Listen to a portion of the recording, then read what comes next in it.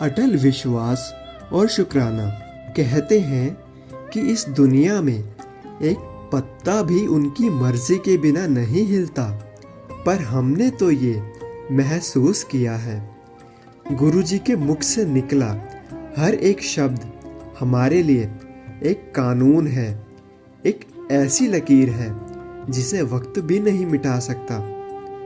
कितनी बार ऐसा हुआ कि मन घबराया, रास्ते बंद लगे, पर गुरुजी ने बस एक बार कह दिया, कल्याण कित्ता, और मानो चमत्कार हो गया। जो उन्होंने बोल दिया वही हुआ। उनके वचन कभी खाली नहीं जाते। उनका कहा पत्थर की लकीर है। उन्होंने हमें विश्वास दिलाया कि जब तक वो साथ हैं कोई डर नहीं। हमारी हर परेशानी का हल उनके पास एक आशीर्वाद में छुपा होता है। आज हमारा पूरा परिवार उनकी मेहर के साए में महफूज है। उनकी हर रहमत के लिए, उनके हर वचन के लिए जो हमारी ज़िंदगी बदल गया। दिल की गहराइयों से सिर्फ एक ही शब्द निकलता है, शुक्राना गुरुजी, अनंतम शुक्राना। संगत जी, आज के इस सत्संग में आंटी बताते हैं कि किस प्रकार गुरुजी ने उनकी शादी की डेट उस दिन फिक्स की जिस दिन श्राद्ध थे। सबने मना किया कि श्राद्ध में शादी कैसे हो पाएगी, लेकिन गुरुजी ने जो वचन कर दिए वो पत्थर की लकीर हैं। उनकी शादी श्राद्ध के दिन ही हुई और लॉकडाउन का भी एक सत्संग आंटी ने सुनाया है। तो आइए आज के इस बहुत ही सुंदर सत्संग को सुने और ब्लेसिंग्स प्राप्त करें। इस सत्संग के लिए शुक्राना गुरुजी। आंटी ने हमें इतना ब्लेस्ड सत्संग सुनाया, उसके लिए भी शुक्राना गुरुजी। शुक्राना गुरुजी। गुरुजी, आपका अनंतम शुक्राना।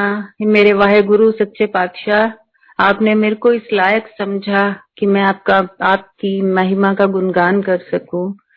बहुत बहुत शुक्र है मेरे मालिक, बहुत बहुत शुक्र है।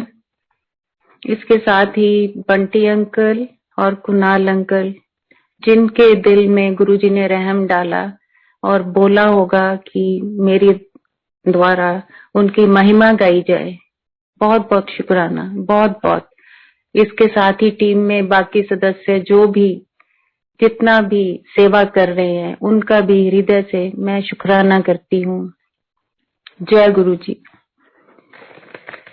मैं गुरुजी से 94 में मिली थी पहली बार। वो मेरी तरफ से पहली बार थी। मैं ये कहूंगी कि वो मेरा जन्म हुआ था, रूहानियत जन्म 94 में। और इस तरह गुरुजी के साथ आज तक ये जर्नी चल रही है और मेरे परमात्मा से यही गुजारिश है कि जन्मों जन्मों तक अपने साथ रखे। इतना रहम दिल मेरा वाहे गुरु, और धरती पे आके उसने हमारा हाथ पकड़ा। इससे ज्यादा लकी और कौन हो सकता है कि जब भगवान ने धरती पे जन्म लिया, धरती पे आए और हमने इंसानी रूप में इन आंखों से उनको देखा, उनको छुआ। लकी हूं। मेरे को गुमान होता है इस बात पे, सच में होता है। सब कहते हैं कि गुरुजी नई पुरानी संगत में कोई फर्क नहीं है, इसमें कोई शक नहीं है, कोई फर्क नहीं है। लेकिन जब मैं इंसान हूं ना, ये सोच के बड़ा गुमान आता है, मैंने भगवान को छुआ है, मैंने देखा है, मैंने उसके हाथ से खाना खाया है, मैंने उस वाहेगुरु के हाथ से जल प्रसाद लिया है, उस वाहेगुरु ने मेरे से बात की है, उसने मेरे बारे में बताया मुझे इस जन्म में कि क्या है, क्या होने वाला है। It's really amazing. ये मैं 94 में जब पहली बार गुरुजी को देखा, मिली, मुझे लगा वाह क्या बात है, बड़ा वीआईपी बंदा है यार ये तो। ऐसे ही लगते थे गुरुजी। अरे वो कोई आम इंसान तो थे ही नहीं। अब मैं तो उस टाइम में क्या थी, बच्चा थी। एक अगर बच्चे की समझ में सिर्फ ये देख के आ रहा है ये तो वीआईपी है, क्या नूरानी चेहरा है, क्या कपड़े पहनते हैं, महाराजा, राजन के राजा, महाराजन के महाराजा, ये तो समझ अब आती है ना। लेकिन उस टाइम भी जो भगवान का जो चमत्कारी एक चेहरा, नूरानी चेहरा, और उसका जो अस्तित्व किसी को भी मोह ले, उसमें वो शक्ति थी। जो अगर हमें समझ नहीं आई वो अलग बात है, उस टाइम नहीं आई, लेकिन उसका जो एक मोहक रूप, एक चांदनी जैसा उसका चेहरा जो हम खुली आंखों से देख भी नहीं पाते थे, तो मेरे लिए तो तब यही था कि ये कोई बहुत बड़े संत हैं जिनके पास बहुत बड़े बड़े लोग आते हैं, वीआईपी, सारे वीआईपी थे गुरुजी के आसपास, जितना तब मैंने देखा। बहुत ज्यादा लोगों को मैं नहीं जानती कि और कौन आते थे, लेकिन ये गुरुजी के आसपास सब ऐसे लोग होते थे और नेचुरली ऐसे ही हैं गुरुजी, तो मन में भी आता था बड़े वीआईपी हैं, और मन में एक इच्छा भी होती थी कि अच्छा फिर जाएं अगर छुट्टी हो स्कूल की या कॉलेज की। तो इस तरह गुरुजी को जब मैंने पहली बार देखा तब तो मेरे मन में सिर्फ इतना था, बहुत अट्रैक्टिव गुरु हैं, क्योंकि संत महात्मा एक और तरह के होते हैं। ये भगवान था, इसने तो किसी को भी मोह लेना था, तो मैं भी उनमें से एक थी। इस तरह धीरे धीरे गुरुजी के साथ मिलना हुआ, रूहानी जिंदगी स्टार्ट हुई। जिस घर में मेरी शादी हुई है, मैं मेरे फादर इन लॉ वो पहले जाते थे गुरुजी के पास, तो मेरी एंगेजमेंट जब डिक्लेयर हुई तो गुरुजी ने उनको बोला कि मुझे तो ना उस लड़की को बुला मेरे पास। तब जलंधर में थे गुरुजी, तो मैं चंडीगढ़ पढ़ती थी, तो मेरे को कॉल आई कि आप आ जाओ जलंधर में, हमारे गुरुजी हैं, मिलना है। मैंने वहां से अपने वीकेंड देखा और मैंने कहा मैं वीकेंड पे आ सकती हूँ, तो मैं गई वहां पे, गुरुजी से मिले। गुरुजी ने जाते ही बोला हाँ कुड़ी चंगी है, हाँ, और अच्छा, मेरे फादर इन लॉ को बोलते थे डॉक्टर, उनका नाम था डॉक्टर रविकांत शर्मा।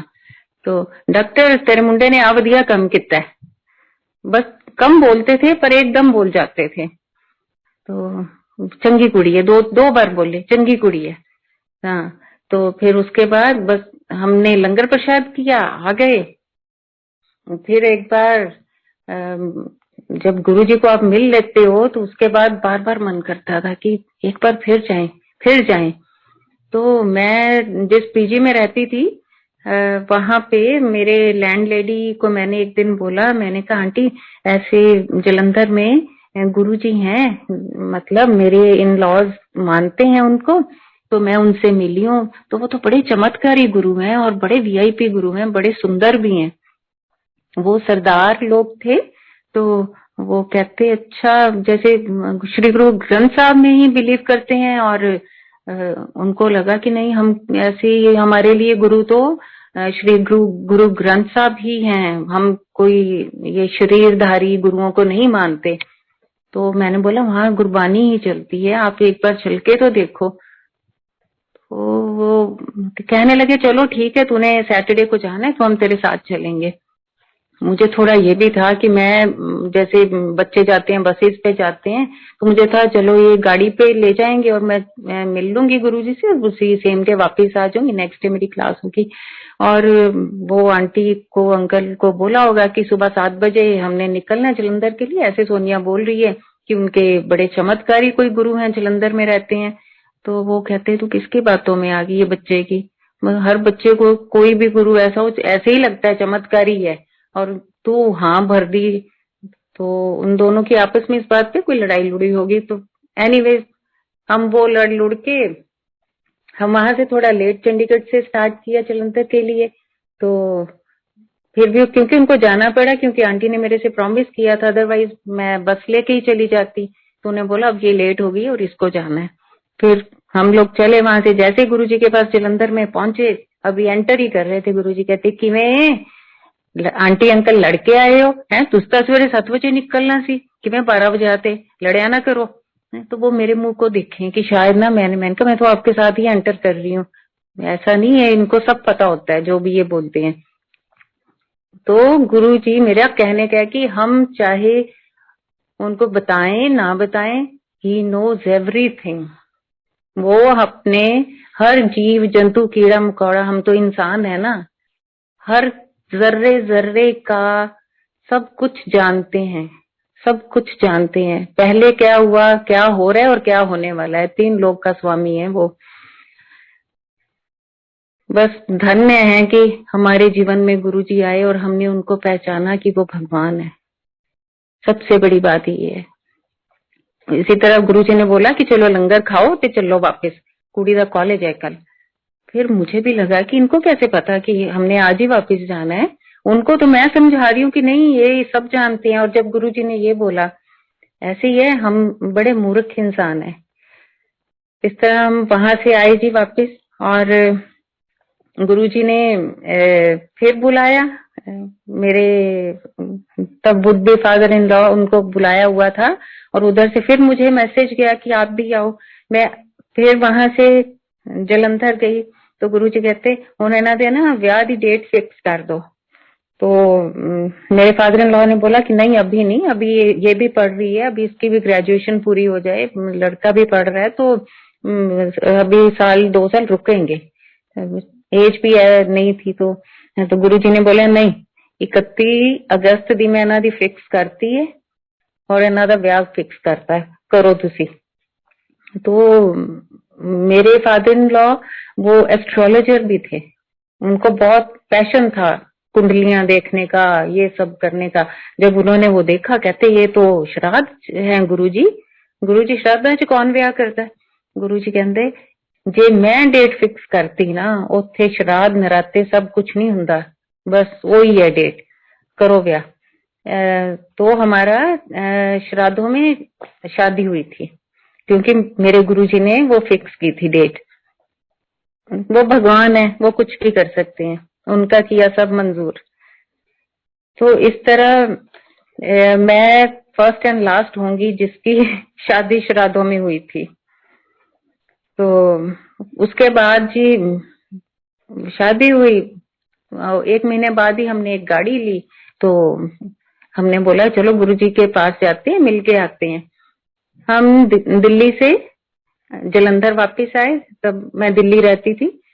तो गुरुजी ने जाते ही कुछ नहीं बोला, हमने उनको जाते ही कहते क्यों मैनू मिलन आए हो कि आपकी गड्डी दिखान आए हो?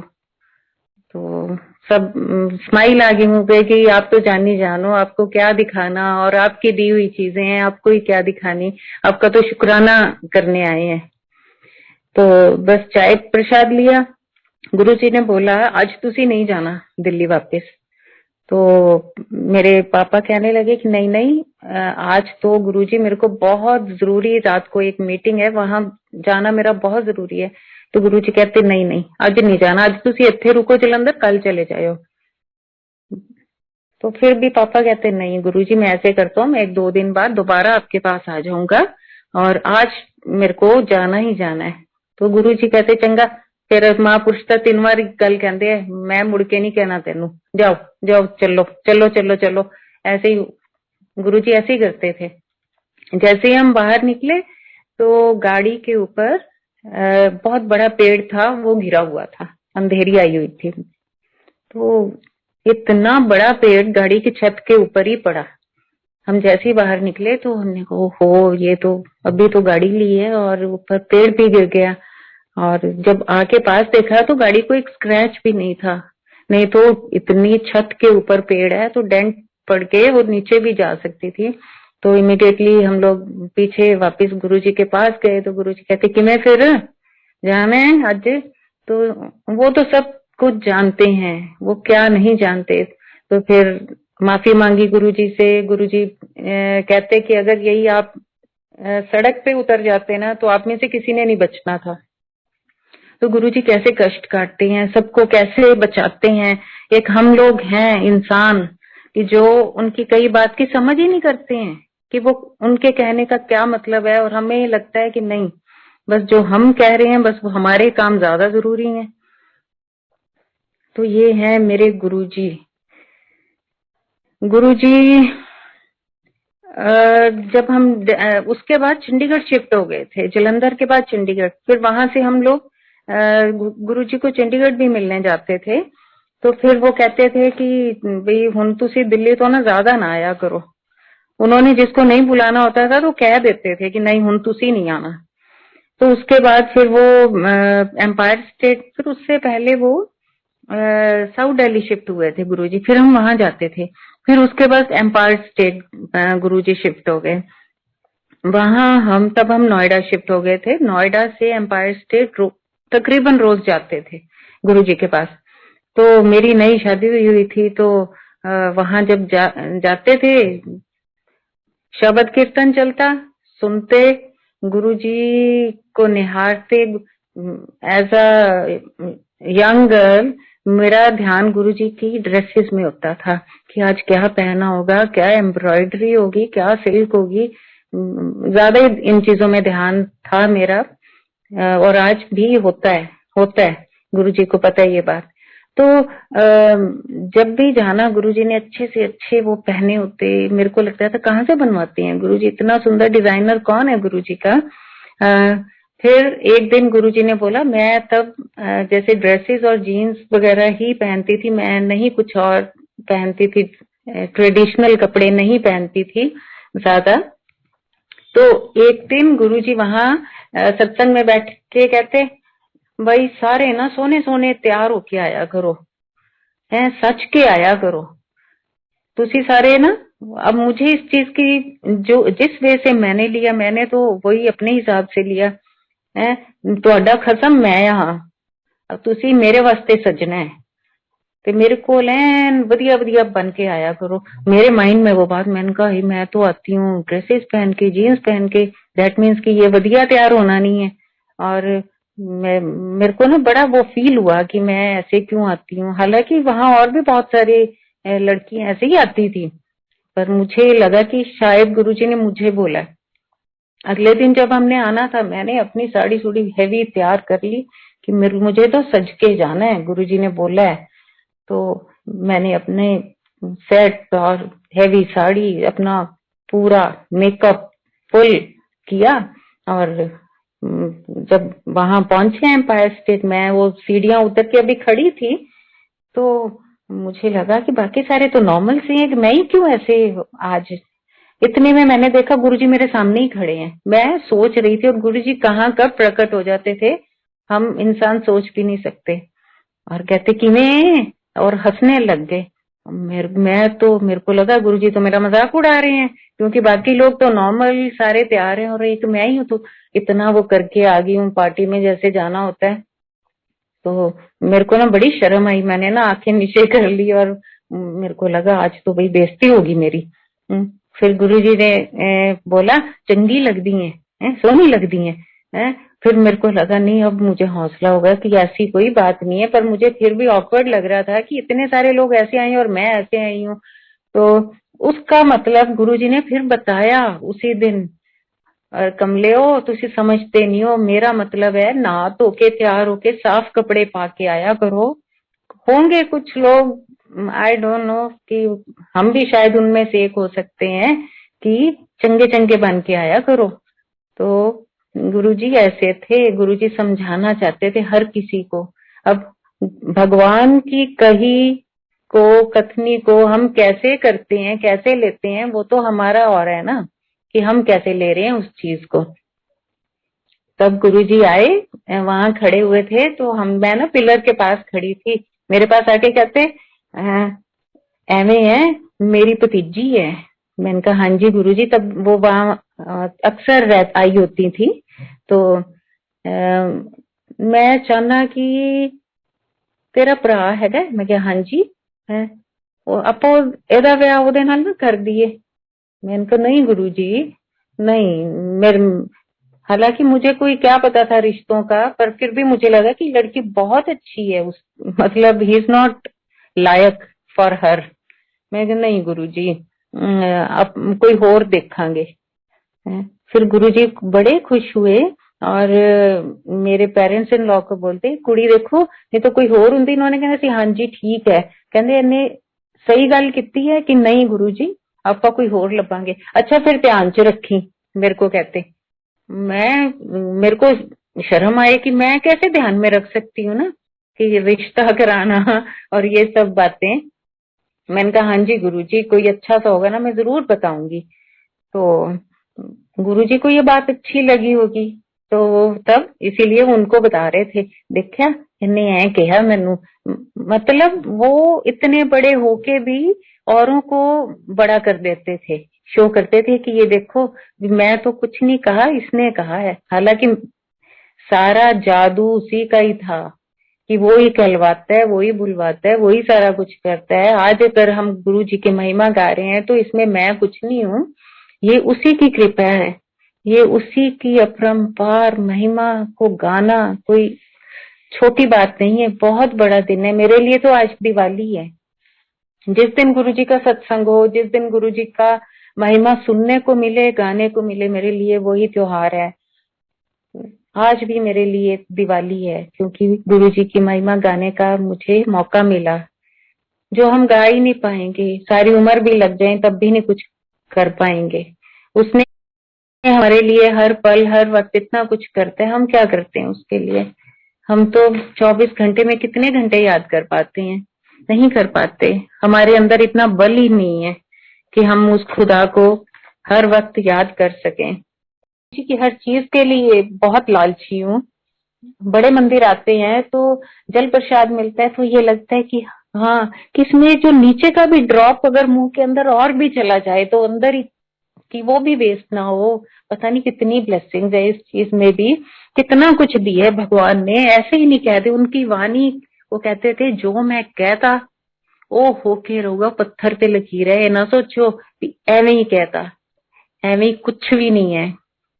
ये भगवान के कहे वर्ड्स है जो ऐसे नहीं जाते और ना ही कभी ऐसे जाएंगे। उनके कही बहुत सारी चीजें हैं, उन्होंने मेरे को 3 चीजें बताई थी संगत जी। हाँ, कुछ चीजें हैं जो मैं शेयर नहीं भी कर पाऊंगी, लेकिन वो अटल है, बिल्कुल अटल है।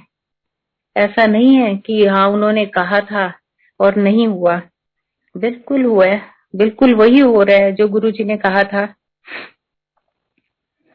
तो गुरु जी के मैं एक सत्संग बताती हूँ आपको। जब यहाँ सत्संग शुरू हुए थे लॉकडाउन पीरियड के दौरान, तो सब कुछ बंद था, सारी गैदरिंग्स बंद हो गई एकदम। और पूर्णिमा, हर पूर्णिमा का सत्संग यहाँ जीडी स्कूल में गुरु जी के इस घर में तय है कि होना ही होना था। अब लॉकडाउन हुआ, पूर्णिमा आ गई, तो मैं और फैमिली मेंबर्स हम बैठ के, हम तो 2 घंटे रोज सत्संग करना ही करना है, करते थे। मुझे ऐसे लगा गुरुजी ने कहा है संगत नु बुलाओ, परसों पूर्णिमा है, संगत नु बुलाओ। मुझे लगा नहीं नहीं, मेरे को ऐसे ही, मतलब क्योंकि संगत आती है अब आ नहीं रही, तो शायद मेरे को इसलिए लग रहा है कि मेरे कान में ऐसे ही लग रहा है। थोड़ी देर बाद वो हमारे बुआ हैं मेरे हस्बैंड के, तो वो भी बैठे, वो हमारे साथ रहते हैं। तो मेरे को कहते तूने आवाज सुनी है कि गुरुजी कह रहे हैं संगत नु बुलाओ? मैंने कहा यही एग्जैक्टली वर्ड्स मेरे को अभी सुने हैं कि संगत नु बुलाओ। तो कहते मेरे को सुने हैं, 2 बार सुने हैं। तो कहते नहीं, मेरे को तो बुलानी है, कोविड ऐसी की तैसी जो मर्जी हो, हम तो सत्संग करेंगे क्योंकि गुरुजी का हुक्म हुआ है। तो संगत जी, हमने इतना डर था उस टाइम में, जो फर्स्ट फेज था कोविड का, कितना दहशत थी, कितना स्ट्रिक्ट रूल्स थे, कोई इकट्ठा नहीं हो सकता था। हमने तो ग्रुप में डाल दिया कि सत्संग रखा है पूर्णिमा का, जो आना चाहे आए। तो 70-70, 80-80 लोग आते थे, कोई कोविड का कुछ नहीं, कुछ नहीं। गुरु की इतनी कृपा, इतनी मेहर। लंगर प्रसाद चलते थे, 2-2 घंटे के सत्संग, और उसके बाद जो लंगर प्रसाद का टाइम था वो भी लगता था। उसके बाद सही सलामत सारी संगत घर जाती थी, गुरुजी ने किसी पे आंच नहीं आने दी। तो ऐसे गुरुजी कैसा हो सकता है? सब कहती हैं ऐसे कैसा हो सकता है? अरे क्यों नहीं हो सकता? भगवान क्या नहीं कर सकता? तो यही करता है ना मेरा भगवान, और क्या करे वो तुम्हारे लिए। कितना मांगते हैं हम उससे, कितना कुछ मांगते हैं सारा दिन, और वो सब कुछ देता है, इसमें कोई शक नहीं। गुरुजी हमारी कोई भी अरदास ऐसे नहीं जाने देते, कोई भी अरदास, सारी मुरादें पूरी करते हैं गुरुजी, सारी मुरादें पूरी करते हैं। संगत जी, मैं आपको एक ऐसा सत्संग शेयर करने वाली हूँ। मैं आपको बता रही थी कि जो मेरे भाभी आए थे कनाडा से, तो वो थोड़ा सा हंस रहे थे कि गुरुजी आप लोग सारा दिन करते हो। तो फिर जब गुरुजी ने उनको उसी टाइम दर्शन दिए कि मैं ही महाशिव हूँ, अब बोलती बंद कर दी गुरुजी ने। उसके बाद उनको हो गया कि अब जो भी है मेरे को बड़े मंदिर में मत्था टेक के ही फ्लाइट लेनी है। और उनकी तकरीबन 5-6 दिन के बाद फ्लाइट थी वैंकूवर की।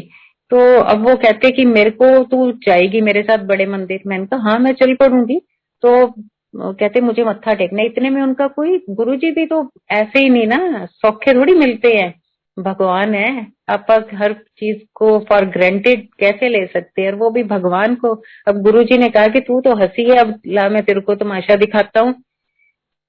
ये सोच लिया कि हम 2 दिन के बाद दिल्ली जाएंगे, फिर वहां से बड़े मंदिर जाएंगे, फिर उनकी फ्लाइट होगी और देन आई बी बैक।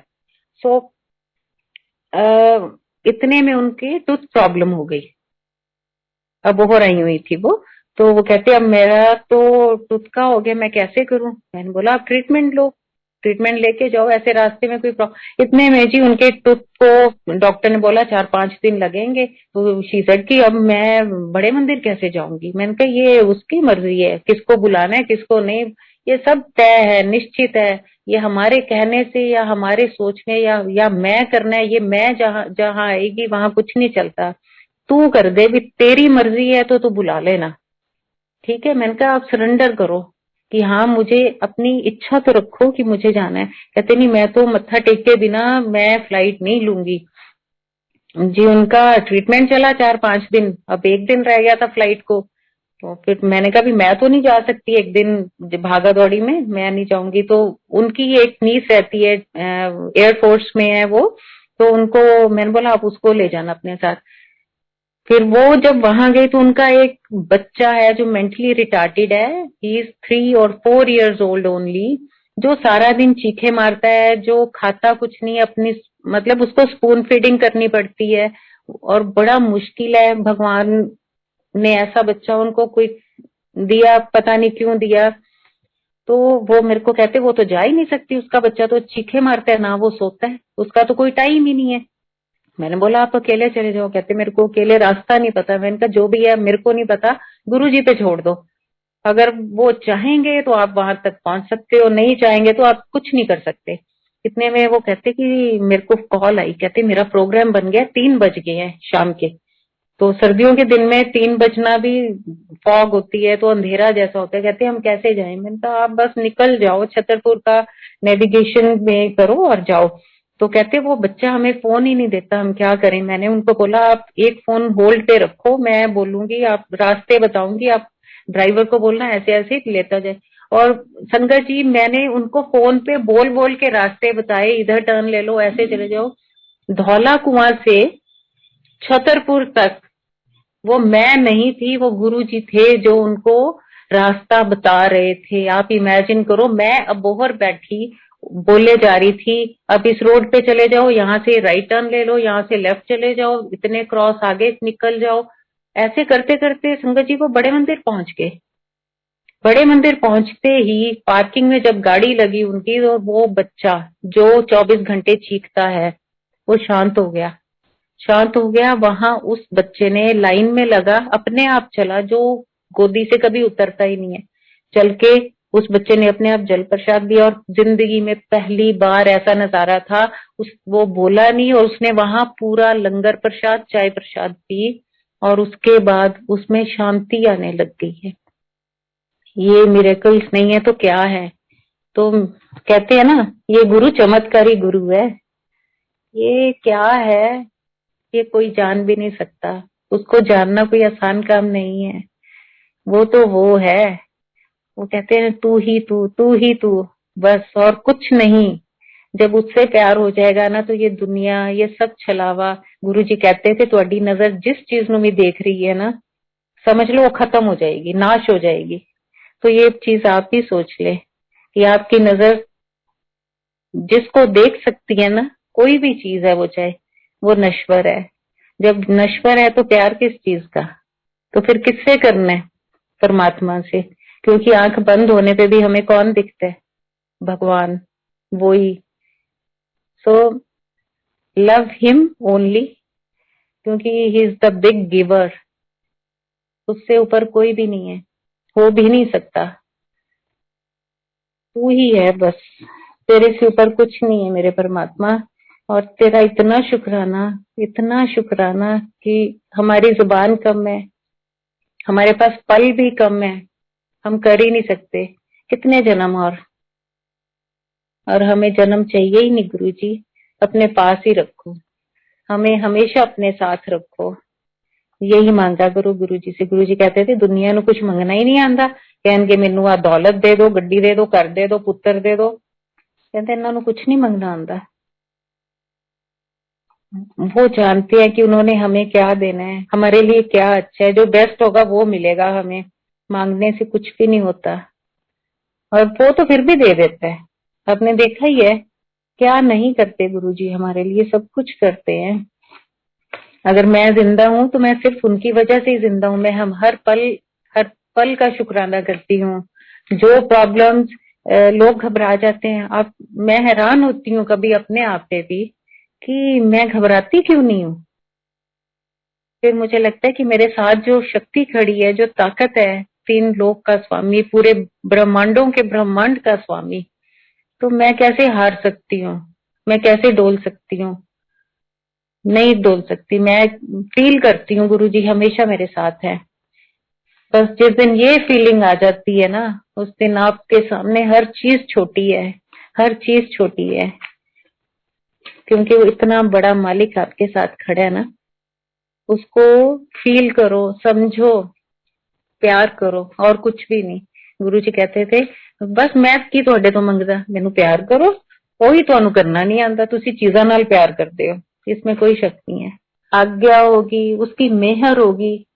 बहुत सारे और सत्संग जिंदगी के, बहुत सारे जो गुरु जी के साथ बिताए पल, बहुत कुछ शेयर करने वाला, गुरु जी की इच्छा के अनुसार जरूर होगा, फिर मिलेगी।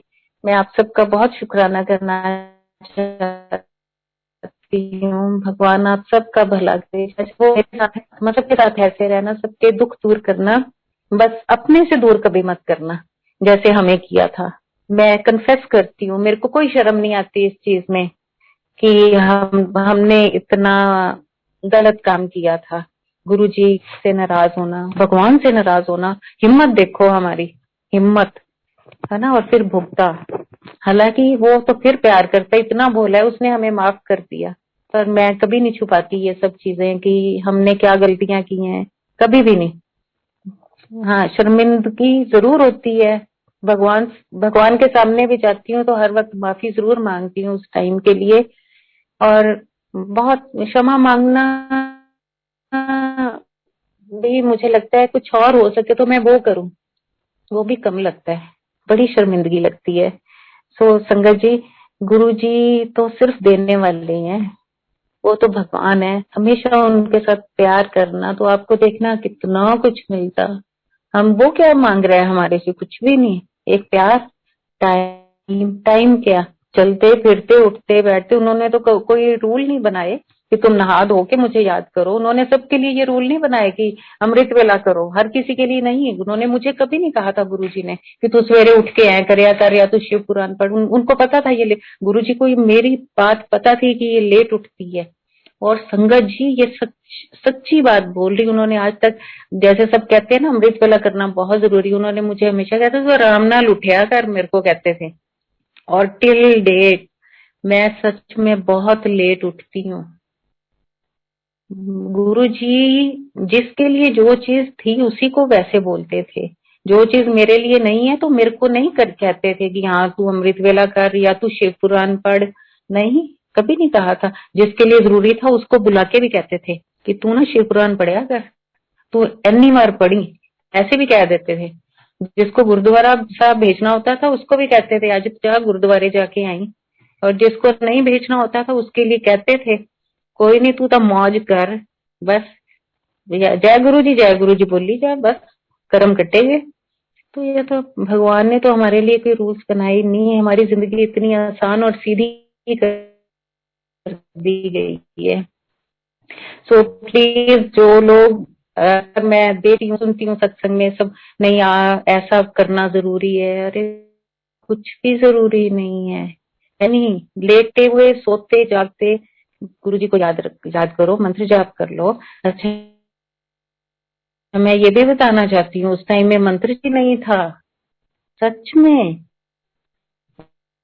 ये तो बाद में गुरु जी ने किया। मैं मानती हूँ अपने आप को इस बात के लिए कि वो तब भी इस धरती पे थे जब मैं उनको देख नहीं पा रही थी, हम उनको मिल नहीं पा रहे थे जब उन्होंने चोला छोड़ा।